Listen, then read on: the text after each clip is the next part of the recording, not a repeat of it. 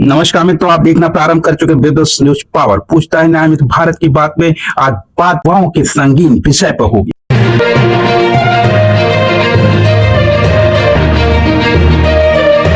जनता के सर पे ठिकरा फोड़ करके राजनीति करने वाले मक्कार राजनीति के धूर्त कहानियां लिखने वाले एक्सपोज हो गए खुद के कारनामों से। किसी भी राष्ट्र की अस्मिता के संग राजनीतिक कहानियां उसके भविष्य की सुरक्षा कवच में लिखी जाती है। और जब राजनीति इतनी पथभ्रष्ट, बेशर्म और लाचार और निर्लज्ज हो कि अपने भविष्य को दांव पर लगा करके उनके साथ क्रूरता की सारी सीमाएं लांघने की कोशिश ही राजनीति की पराकाष्ठा बन जाए, तो ऐसी बेशर्म, निर्लज्ज और क्रूर राजनीति का अंत उसकी लिखी कहानियों से ही शुरू होता है। झूठ और सिर्फ झूठ की बुनियाद पर भरी गई राजनीति के आदर्श कहानियां उनके पन्ने अब फटने लग गए हैं। मंदिर, मस्जिद, गुरुद्वारों में आतंक है, चोरी, मक्कारी और लूट का। जिस युवाओं को बरगला करके भविष्य के सुंदर सपने दिखा करके उनको बेरोजगारी का आलम दिया गया और उनको क्रांतिवीर की जगह अग्निवीर बनाने का दुस्साहस दिखाया, वो अब युवाओं के समझ में आ गया। अब वो युवा ही अपने खून की सिग्नेचर से इस आतताई और आतंक की सरकार की असली हकीकत दिखाने को उतावला हो चुका। जय भारत, जय गीता, जय संविधान। आपको प्रधानमंत्री के लिए प्रधानमंत्री को छात्रों को इस तरीके से नहीं देखना चाहिए था। जिस तरीके से छात्रों के ऊपर बर्बरता पूर्वक लाठीचार्ज हुआ है, बहुत गलत हुआ है। आंसू गैस के जो गोले छोड़े गए, बहुत गलत किया उन्होंने। इसका जवाब उनको चुनाव में मिल जाएगा। आजमगढ़ में आज प्रशासन की ऐसी की तैसी हो गई है। छात्र इतने जुट गए हैं, इतने जुट गए थे कि इनको लाठीचार्ज करके भगाना पड़ा है। कई छात्रों को इन्होंने गिरफ्तार भी कर लिया है। हर चौराहे पे आपको छात्र आज दिखाई दे देंगे। भारी संख्या में बच्चियां भी आई हैं। महिला, पुरुष, छात्र, बच्चे सब क्रांतिकारी हो चुके हैं। आज की डेट में सब क्रांतिकारी हो। Thank you so much. जैसा कि आपने विवेक राय जी का बात सुना, यह विवेक राय ने बोला कि जनता जवाब देगी चुनाव में। जिस जगह से हमने बात शुरू की है वो रैदोपुर चौराहा, छत्रपति शिवाजी और सरदार भगत सिंह, महाराणा प्रताप की त्रिमूर्ति जो चौराहे की अभिव्यक्ति से क्रांति 20 की कहानी को एक नई चिराग को जलाने का हर पल एक कोशिश होती है, जो युवाओं को नए भविष्य के रास्ते तलाशने और उस पर चलने की प्रेरणा भी देती है। एक तरफ दिल्ली के तानाशाही हुक्मरान मानो अंग्रेजों और मुगलों को भी पीछे छोड़ देने का संकल्प लिया। क्रूरता, आतंक, मातृशक्ति के साथ एक अनैतिक अभद्र व्यवहार, वो भी वर्दी के अंदर। राष्ट्र के चारों तरफ घुसपैठिए का नाम लेकर के सत्ता में वापसी की राह देखने वाली सत्ता खुद अपने अहंकार में चूर होकर वह भूल गई कि उसके पुलिस की वर्दी में बिना नेम प्लेट के कौन घुसपैठिया आया। यदि राष्ट्रपति, मुख्यमंत्री और प्रधानमंत्री के संरक्षित गृह मंत्रालय के अंदर से समाहित इन शक्तियों का दुरुपयोग करते हुए कोई घुसपैठिया हमारे पुलिस या फौजी प्रशासन का हिस्सा बनता, तो निश्चित रूप से गृह मंत्रालय पर प्रश्न उठता है। छात्रों, युवाओं, अभिभावकों की मांग है कि जो घुसपैठिए पुलिस या प्रशासनिक अधिकारी बन करके वहां उपस्थित थे और मातृशक्ति के साथ अभद्र व्यवहार किया, उनके साथ न्याय कैसे? गृह मंत्रालय क्या इस्तीफा देगा? मैं अभी प्रोटेस्ट में था तब से। हाँ, तो इन्होंने एक बार हम लोग को भगाया, फिर हम मेहता पार्क गए, फिर उसके बाद दोबारा इन्होंने भगाया हम लोग को, फिर हम दोबारा उस साइड गए। अब लाठी चार्ज कर रहे हैं ये लोग, तो इसलिए मेरे को तो एक तरीके से कोई होप नहीं बचा है, क्योंकि मैं भी सीए स्टूडेंट हूँ। हाँ, मैं कोई टेररिस्ट यहाँ पे नहीं हूँ, ठीक है। और हम लोग को काफी रिस्पेक्ट दी जाती है सीए स्टूडेंट को अगर ऑफिस में जाएंगे तो, या फिर सीए को ही पर्टिकुलरली। लेकिन यहाँ पे जैसे हम लोग को ये लोग ट्रीट कर रहे हैं, मैं तो नहीं लेने वाला ऐसा। हाँ, और आपको लगता है कि सिर्फ आप नहीं बल्कि पूरे उत्तर प्रदेश या पूरे भारत के लोग अब जाति, धर्म और संप्रदाय से ऊपर उठ करके सिर्फ और सिर्फ न्याय के लिए लड़ेंगे? ऑब्वियसली बस वही चीज करना ही चाहिए हम लोग को। ये जानबूझ के हम लोग को डिवाइड किया जाता है ताकि हम लोग को पर्टिकुलर जो एक टॉपिक है जो इम्पोर्टेंट है देश के लिए, सबके लिए, उसे भटकाया जाए।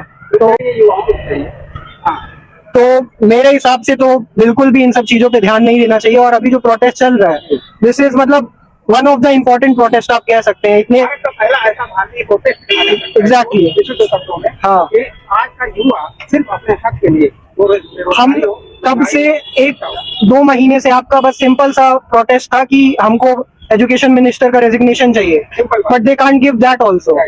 और उसके अलावा ये लोग अपना अकाउंटेबिलिटी भी नहीं दे पा रहे, एटलीस्ट की अकाउंटेबल हो, बोले इवन वो भी नहीं कर सकते हैं। मिलने तक नहीं आया, 20 दिन में एक 60 साल का आदमी मरने को मुंह पे है, इसलिए उससे कोई रिस्पेक्ट और उनको अब्डक्ट करके ये लोग ले जा रहे हैं ऐसे, तो हाँ, तो ये तो सरासर गूंज है। पहली बात तो जो कल आए थे मतलब जंतर मंतर पे जो लोग वो लोग किए, तो बिल्कुल भी मैं सपोर्ट में नहीं हूँ। और मैं स्टूडेंट हूँ, सीए कर रहा हूँ, इसलिए आया था। लेकिन इधर तो ये लोग हम लोग को टेररिस्ट की तरह देख रहे हैं। तो मेरा तो हो गया, मैं तो अब जा रहा अपने घर, मेरे को कोई इंटरेस्ट नहीं है जब ये लोग हम लोग को ऐसे देखते हैं। तो मतलब कोई होप से आता है एक जगह पे, मैं भी होप ही से आया था। आप लोग होपलेस हो चुके हैं। आप लोग क्या कहते हैं? देखिए, एक सीए करने वाला प्रोफेशनल युवा कह रहा है कि मैं अपने भविष्य को लेकर के होपलेस हूँ, क्योंकि समाज में शांति नहीं होगी, अमन चैन नहीं होगा, न्याय नहीं होगा, तो फिर किसी भी प्रोफेशन की दिक्कत तो हो नहीं रही है। मेन मुद्दा ये है कि हम अपने हक के लिए आवाज उठा रहे हैं।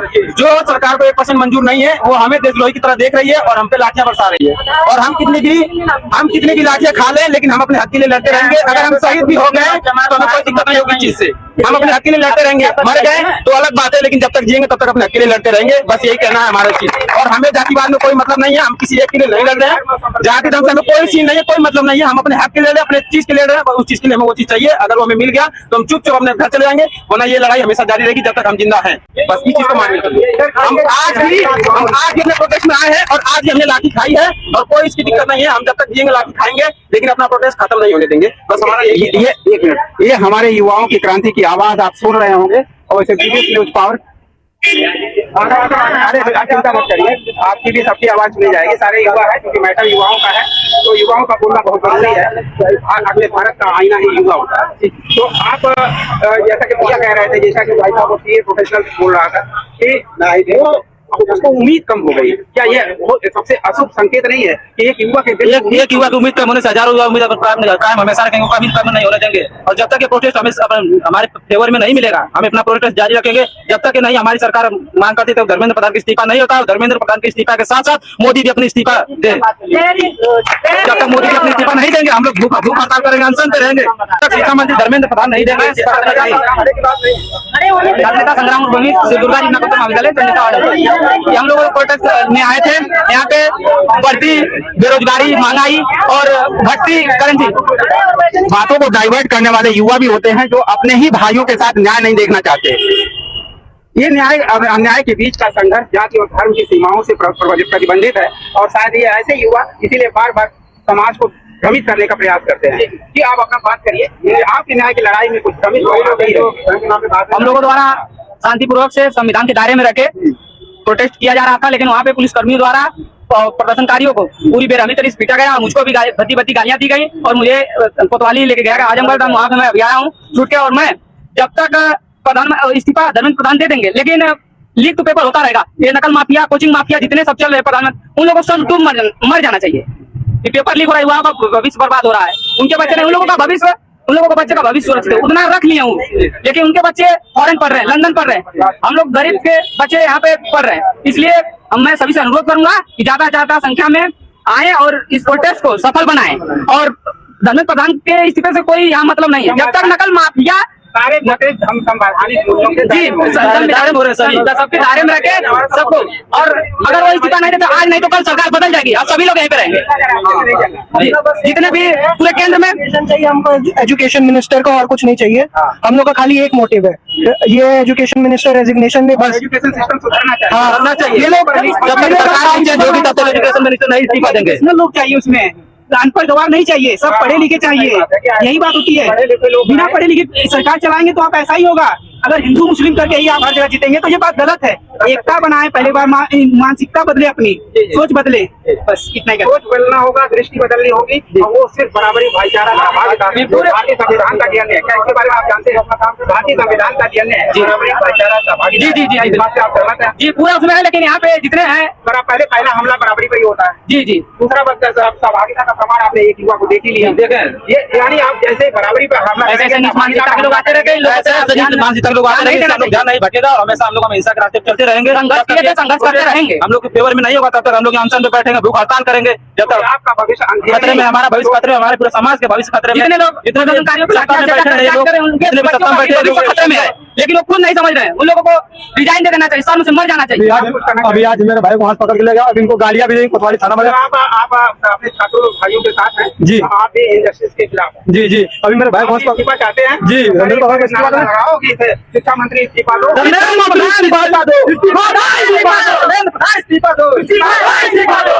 मोदी इस्तीफा दो।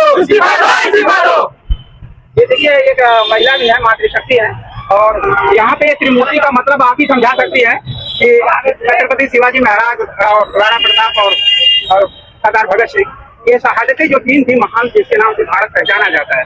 आप आज उसी युवा के साथ जिसका नेतृत्व भगत सिंह कर रहे थे जी, मेरा यहाँ पर होने का कारण यही है कि लोगों के लिए एक इंस्पिरेशन हो कि सरदार भगत सिंह की शहादत को क्या भुला दिए। आप क्या कहना चाहेंगे? जी देखिए, हम लोग तो भुला नहीं दिए हैं, लेकिन जब से बीजेपी आई है, अनपढ़ की सरकार आई, जब राजा ही अनपढ़ होगा तो प्रजा को कैसे पढ़ने देंगे? जब राजा अनपढ़ तो प्रजा को नहीं पढ़ने देंगे, आप आ जाइए। तो प्रजा को नहीं पढ़ने देंगे। तो ये यही हो रहा है। आप बताइए, दिल्ली में शांतिपूर्वक हमारे जितने भी छात्र छात्राएं थी, उनको शांतिपूर्वक प्रोटेस्ट कर रहे थे ना, कल क्या हुआ, किस तरीके से उनको मारा गया। मैं एक माँ हूँ, मेरे भी बच्चे हैं, कल को हमारे बच्चे भी वहां जाएंगे प्रोटेस्ट करने के लिए। तो हमारे कानून में ये है कि आप अगर मारिए तो पैर पे मारिए, लेकिन बीजेपी जो है ना, अनपढ़ गंवार जिसको बोलते हैं, उसके जो चाटुकार लोग वहां पे थे, कितने लोग का नेम प्लेट ही नहीं था सर, ये तो विदाउट नेम प्लेट कितनी महिलाओं के कपड़े फाड़े गए, ये तो आपने देखा होगा न्यूज में। और छात्रों को सीने पे मारा गया, कितने छात्र करने वाले लोग जो वास्तव में जो पुलिस विभाग के लोग थे वो नहीं किए थे, वो लोग किए थे जिनकी वर्दी पर नेम प्लेट नहीं था। और अब ये हमको बताइए कि जहाँ पे प्रोटेस्ट हो रहा है, वहाँ पे आप आंसू गैस, आ जाइए, वेलकम है, आई वेलकम, आपका स्वागत है। आंसू गैस, पत्थर ट्रक का ट्रक किस लिए लाया गया था? वो तो छात्र छात्राएं हमारे जैसे लोग निहत्थे बैठे हुए थे, अपनी आवाज को बुलंद कर रहे थे। हमारे संविधान ने हमको ताकत दिया है कि आप अपनी आवाज को बुलंद कीजिए, आप अपने मांग को रखिए। तो हम लोग अपने मांग को रख रहे थे, तो मोदी सरकार ने ईंटा पत्थर, आंसू गैस, पानी के फुहारे उन्होंने हम लोगों के ऊपर छोड़ा। क्यों छोड़ा भाई? आप जहां तक धर्मेंद्र प्रधान की बात कर रहे हैं, तो सिर्फ धर्मेंद्र प्रधान के इस्तीफे लेने से देश नहीं सुरक्षित है। जब तक कि पीएम सीएम उनके जितने भी सारे लोग गोलबंदी के हैं, जिसको बोला जाता है आतंकवाद बोलते हैं हम लोगों को, वो खुद आतंकवाद है एक तरह के। आप ये कहना चाहिए पूरी सत्ता जो है आतंकी गिरोह में, आतंकी गिरोह। अब बताइए, हमारे बच्चे नीट का पेपर लीक हुआ, हमारे कितने बच्चे सुसाइड कर लिए, सोनम वांगचुक को कैसे उठाया जाए? हम लोग तो मरने के बाद सफेद चादर में जाते हैं, मरने के बाद जाता है। उनको जीते जी सफेद चादर में लेके गए, इसका मतलब क्या हुआ? अरे जाहिल हो, मैं तो यही कहती हूँ कि तुम जाहिल हो। और मैं ये भी कहना चाहती हूँ कि जितने भी अब भी हमारे अंधभक्त बैठे हुए हैं, वो भी अपना आंख खोलें कि 13 रुपए का, मैं दिखाती हूँ आपका, 13 रुपए का डायपर कभी नहीं लीक होता है। मैं जो है नहीं, प्रधान जी को लेके आई हूँ कि ये 13 रुपए का डायपर, आप लोग भी बोलिए कि कभी लीक नहीं होता है। हमारे बच्चे पहनते हैं 12-12, 14-14 घंटे। और ये बताइए कि पेपर कैसे लीक होता है? अगर मुझे उनके पास जाने को मिले तो उनके साइज का मैं डायपर उनको दूंगी और कहूंगी आप 12 घंटे पहन के देखिए कि जब ये लीक नहीं हो रहा तो पेपर कैसे लीक हो रहा है। अरबों रुपए खर्च करने के बाद, अरबों रुपए खर्च करने के बाद कितने पिता तो इतने गरीब है कि अपना खेत बाड़ी बेच करके अपने बच्चों को पढ़ाते हैं। किस लिए पढ़ाते हैं? लाठी डंडा खाने के लिए पढ़ाते हैं।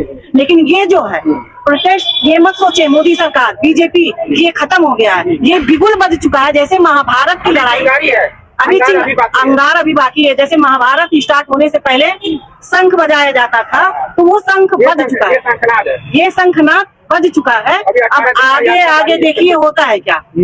अब मोदी सरकार को अगर ईमानदारी और प्यार से जाना है तो चले जाए, नहीं तो वो नेपाल का मत भूले, वो न्यूज देखते ही होंगे। मैं एक मात्र शक्ति होकर के मैं ये कहती हूँ, आपके अंदर इतना दर्द है कि आप मतलब इस सत्ता को, अरे दर्द, हमारे भाइयों जैसे बच्चों को मारा गया, खून से लहूलुहान हो गए। अरे वो तो और हमारा कोई जाति नहीं है, मैं तो मुस्लिम हूँ, मैं ये बोलती हूँ कि मेरा कोई जात नहीं, मेरा बस एक ही जात है कि मैं एक औरत और ये एक पुरुष, यही हमारी जात है। ना हिंदू मुस्लिम सिख ईसाई मैं नहीं जानता। एक मिनट, हमारे चैनल का नाम है बराबरी भाईचारा सहभागिता की आवाज, यानी बीबीएस न्यूज पावर। तो आपके बराबरी भाईचारा सहभागिता के बगैर कभी भी संवैधानिक संरक्षण संभव है? बिल्कुल नहीं। आपके जो बीबीएस मॉडल है, आपने तो उसमें हर चीज को दर्शाया है, बराबरी, भाईचारा सब आता है। इसके बगैर कुछ नहीं हो सकता। अगर इसको लेकर के हमारे जो प्रोटेस्ट करने वाले लोग हैं और अदर लोग हैं, अगर इस तीनों चीजों को अपना आइडियल मान के चलेंगे तो एक दिन उनकी जीत पक्की है। सर, आप भी बुजुर्ग हैं, आपके भी बच्चे होंगे, पढ़ने गए होंगे, तो पढ़ने वाले बच्चों का पेपर लीक कराया जाता है, छात्र एग्जाम देने जाता है और हजारों रुपए खर्च करके जाता है, पेपर में पैसा लगाता है और बात अब 400 आने जाने का खर्चा, 800 रुपए। तो आप भैया तो आप क्या कहना चाहेंगे? ये जो बच्चों के साथ अन्याय हो रहा है, ये क्या सही है गलत? गलत। तो आपको सरकार को इस्तीफा देना चाहिए नहीं देना चाहिए? देना चाहिए। हाँ। और कुछ कहना चाहेंगे? बस ये है, देखिए गांव का किसान जो होता है और शांत सोबर तरीके से अपनी बात की अभिव्यक्ति करता है और उनकी इरादा यही है कि हमारे बच्चों के भविष्य को सुरक्षित किया जाए, हम सत्ता को इसीलिए करते हैं। अब सिर्फ एक ही रास्ता बचता है कि प्रधानमंत्री खुद आगे आए और प्रायश्चित करें कि हाँ, हमसे गलतियां हुई और उनके मंत्रालय ने जो अपराध किए हैं उसकी सजा मंत्रियों को जरूर मिलेगी और इनको इस्तीफा लेकर के बच्चों के साथ न्याय करें और आने वाले दिनों में अपनी शिक्षा व्यवस्था, अपने मिनिस्ट्रियल जो मिसमैनेजमेंट है उसको सुधार कर बच्चों के साथ न्याय की गारंटी की पूरी एजुकेशन सिस्टम को स्ट्रांग बनाने का दायित्व लेंगे। खुद युवाओं, छात्रों, बुजुर्गों, नौजवानों सबकी लड़ाई लड़ने वाला बराबरी, भाईचारा, सहभागिता की आवाज, सत्य, न्याय, अहिंसा जिसका मिशन हो। यदि आप हमारी बातों से सहमत तो कृपया चैनल को लाइक, शेयर और सब्सक्राइब अवश्य करें। Thank you so much. Most welcome to Bharat की बात।